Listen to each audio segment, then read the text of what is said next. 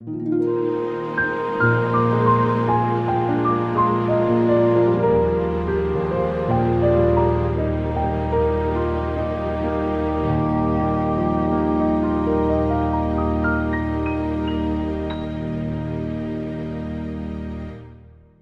take acne really seriously here because it's both physically and emotionally difficult for patients. I often ask them, does this cause you not to go out to the movies with your friends?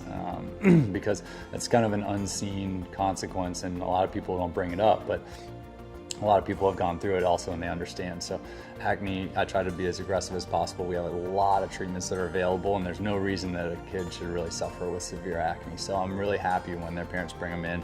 A lot of what I do is try to motivate the kid to really be adherent to their treatment regimen. We have everything from creams that we prescribe to antibiotic pills that we'll often work with, and then we also do prescribe a higher power medication called Accutane for our more severe cases. But really, I think it's important. I even sometimes give my business card out when I see a kid with really severe acne, because a lot of people don't know that they can get help. It's a really serious problem, and I think Seinfeld probably set me back about 20 years when they called me dermatologist pimple popper MD, but it really is a serious condition. I can't tell you, I probably have more people say that you changed my life from acne than from a lot of my other patients. Young patients with acne, often severe acne that hasn't responded to the topicals perhaps that their primary doctor tried to treat with. Most people are no longer using Accutane outside of board-certified dermatologists. It's just got a lot of what we call hoops to jump through because there's a federally mandated program with it. It is an amazing medication. It can cure acne permanently. I've seen it completely turn someone's life around.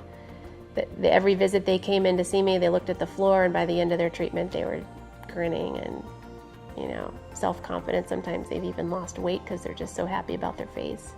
There's definitely an aspect in dermatology that's very rewarding where the person's skin clears up from their skin condition like psoriasis or acne, and they're just, they're so happy. They're like, I can have a social life now. I'm not afraid to go on a job interview. I hang out with my friends more.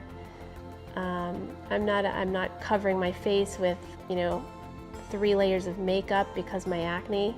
And I am actually an acne sufferer. I had acne for many years. My family has a history of terrible acne.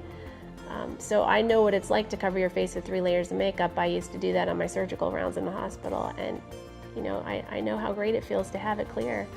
When they're adults, they don't realize, especially females, that a third of women in their 20s, 30s, 40s will have acne, even ones that didn't have acne growing up, just because our bodies change over time. And so that's a significant patient population for us. And obviously people get frustrated because they don't feel like they should have acne, but it's a very normal thing. We have a lot of treatments for it. And like I said, it's your confidence. It's when you go to your job interview, are you feeling good? Do you have a really nice control over your acne?